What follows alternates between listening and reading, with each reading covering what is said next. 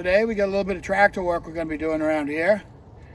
But before I do, I've got to grease this machine. A lot of people buy these tractors and either they buy them used or they don't realize that they're getting two owner's manuals with the tractor. Most of the time you get a manual for the tractor itself and then you get a manual for the loader. And if you don't read both of them very carefully, it's awful easy to overlook some stuff. Your loader itself has no bearings in it. It's only pins and bushings, and they recommend greasing it every 8 to 10 hours of use. Now that's not necessarily how many hours you put on the machine. You could be running a rototiller or something on the back of the machine, and you're not using the loader at all. So in that case, you know, you really haven't used the loader. So I wouldn't count that towards your 10 hours. When they say 10 hours of use, they're talking about plowing snow, moving dirt, you know, using the bucket. So 8 or 10 hours is about right, which, you know, if you think about it, I come from somewhat of a heavy equipment background, and that's kind of the standard. You always grease your machine at the end of the day. It's the last thing you do just before you go home. So it's all ready for the next day. Now, like I said, these are all pins and bushings. None of these are bearings. So that in and of itself can help you select what grease you're going to use. There's a lot of upheaval about what's the best grease. Now, if you buy one of these machines new, you're not going to be doing anything wrong by buying what the manufacturer recommends, or even in some cases the grease that the manufacturer offers right there, because they're damn sure going to be able to tell you what they want you to put in their machine. I myself, I got a lot of stuff around here that I have to grease anyway, so I've settled on kind of a couple grease types for everything. I have one type of grease that's good in bushings, and it's a high temperature. It's a moly type grease. It's good for high pressure, high impact. It's very heavy duty. The thing is, you got to use a quality grease or a quality multi-purpose grease. You can get a grease that's actually made for bearings, which have the difference between a bearing and a bushing. A bushing is just that. It's a smooth piece of steel with a perfectly sized smooth pin that goes through that, and it pivots inside. So that's a pin in a bushing. A bearing actually will have needle bearings, and it'll have races. So there's a lot, you know, they're made to move at a lot higher speed, and there's a lot more moving parts. So they can require a different grease, although you can get a real good multi-purpose grease that will do everything. I generally try to lean towards the waterproof heavy equipment type grease like we use in my workplace. Those would be like typical around here would be the Mobile or Shell.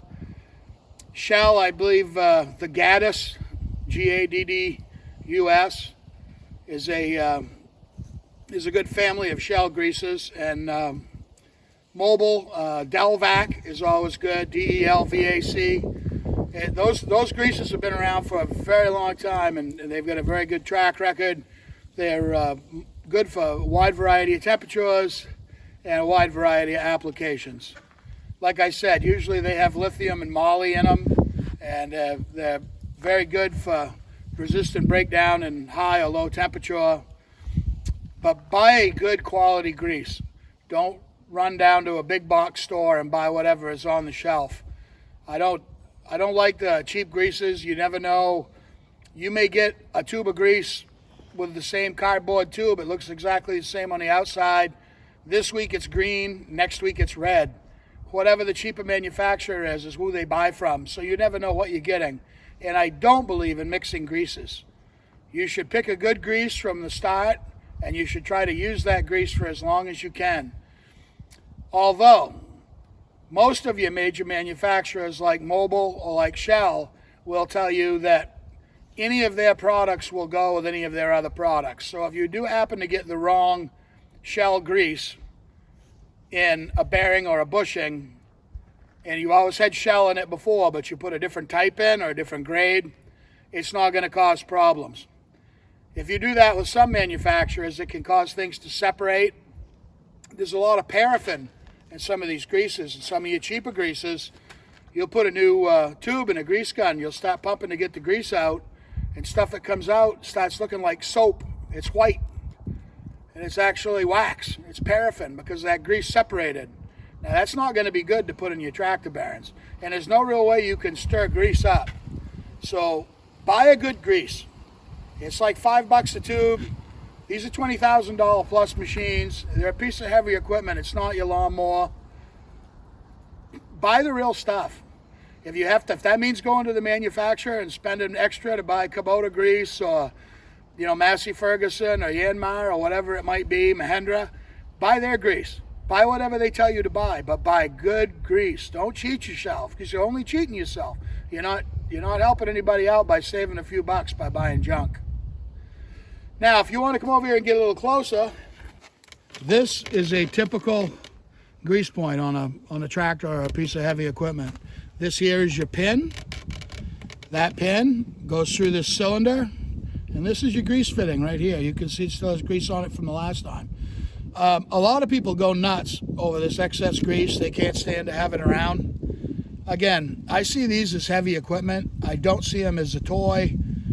They're not my hobby. This is a tool. I don't mind having the extra grease on there. It actually can keep some of the water and stuff out. Some people will say it attracts grit. It might be, but if you're greasing your tractor every 8 hours, you're going to be pushing that grit out of there anyway, so it's not going to be an issue. So I guess my first step would be, if I was going to grease my tractor, I'd get it out somewhere away from where people travel all the time, because you are going to get some grease on the ground. You're going to need a couple rags. It is messy.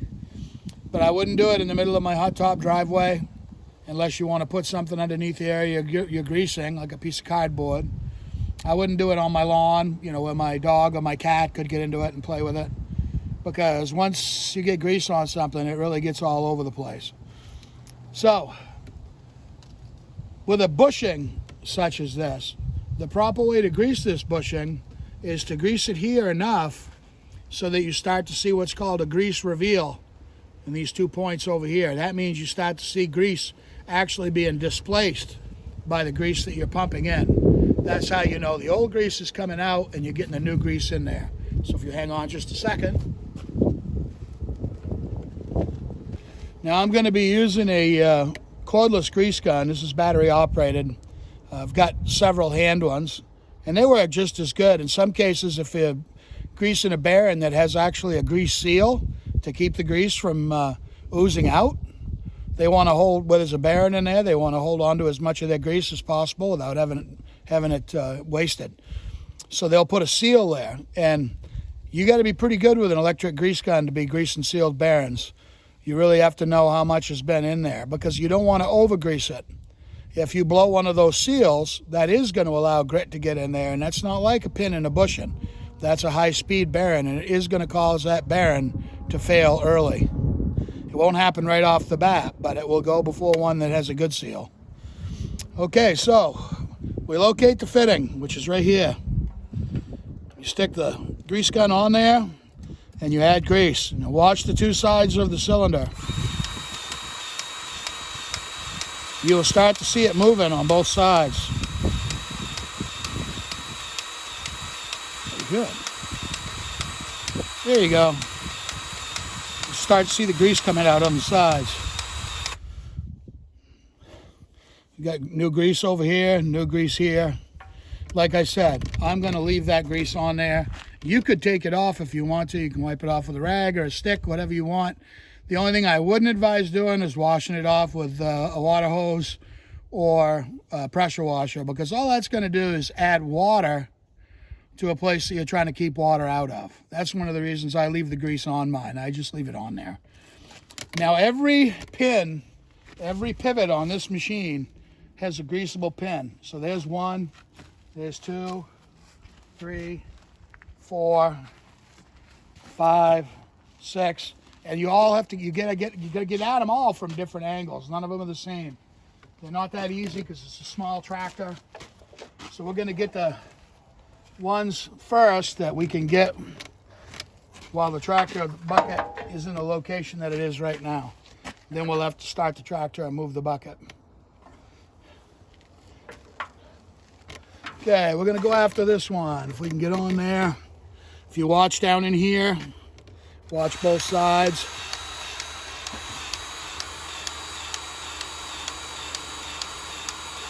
You'll start to see that grease start pushing out. See over here on this side? That is greased. So those two pins are greased.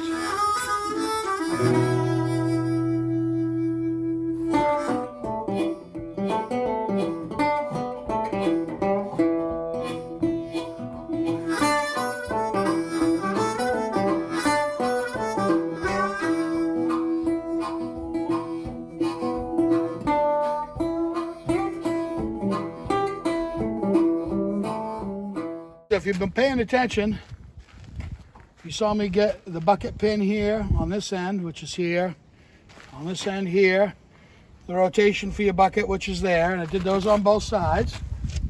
And then you saw me get the top one for the loader arm that was in here for this pin.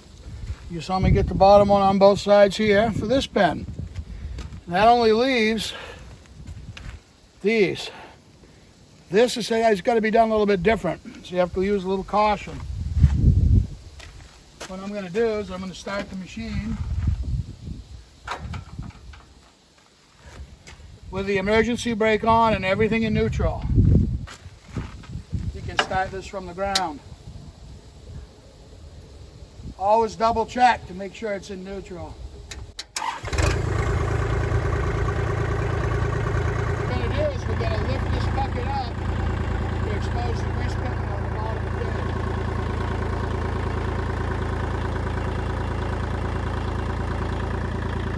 Okay, so if you come under here,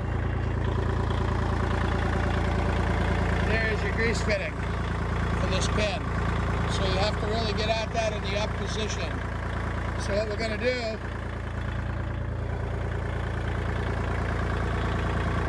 this little lever here that locks your hydraulics. You never want to get underneath your bucket with the tractor running or with it shut off. Actually, the bucket will stay up. You never want to be around your bucket with the hydraulics shut off. Somebody could walk by that and hit it, and this still will move if you see, because it's under a lot of weight. So what we're going to do is we're going to push this over into the lock position. There. See? Now it's locked. Now, and as long as the hose doesn't break, the bucket can't follow me. I bet you didn't even know that was there, did you? No, I didn't. See, everybody learns something.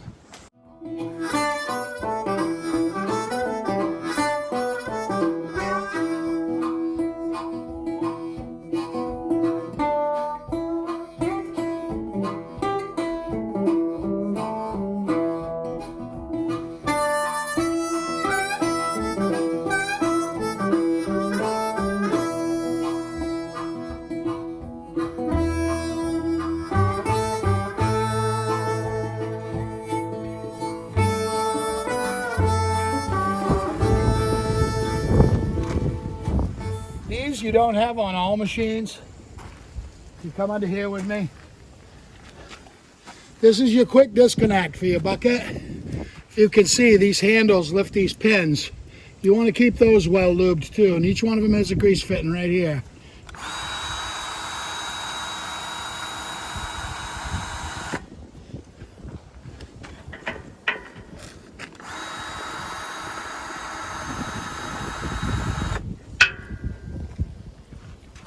All right.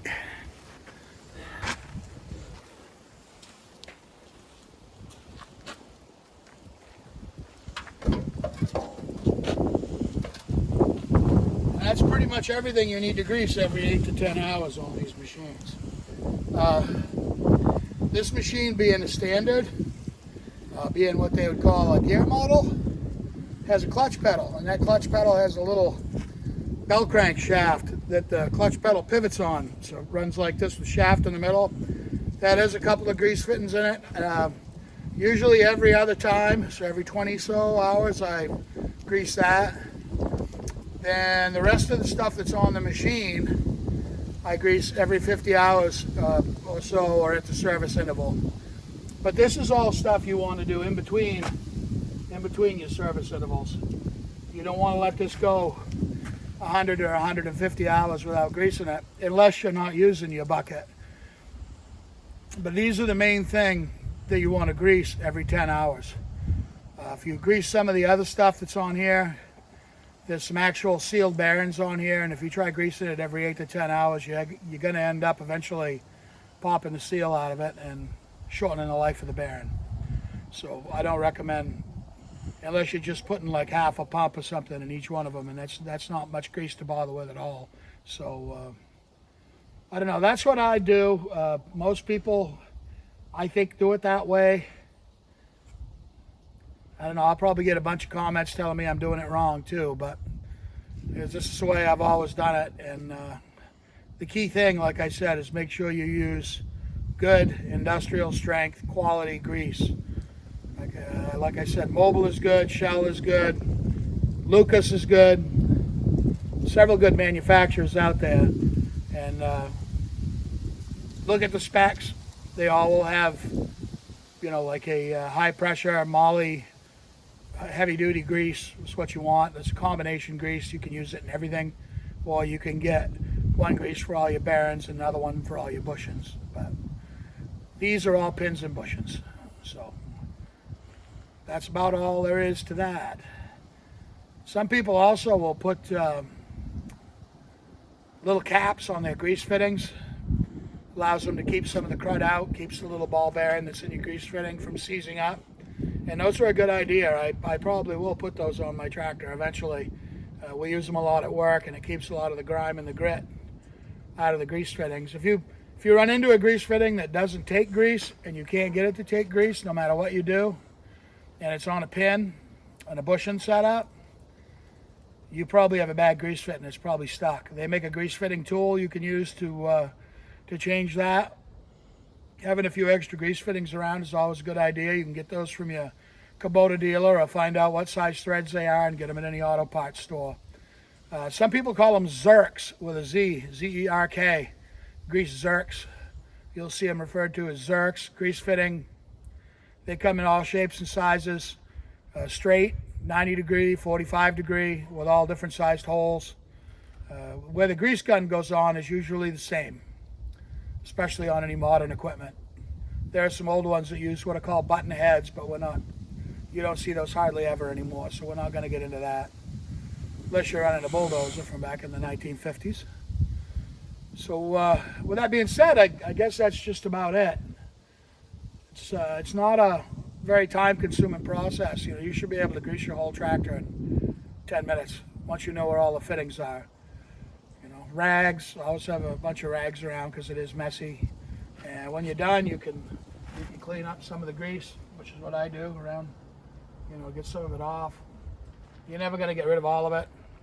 Like I said, it's a piece of heavy equipment. It's not a show car. At least you're getting grease in there. That's what matters. I mean, you buy these things to work.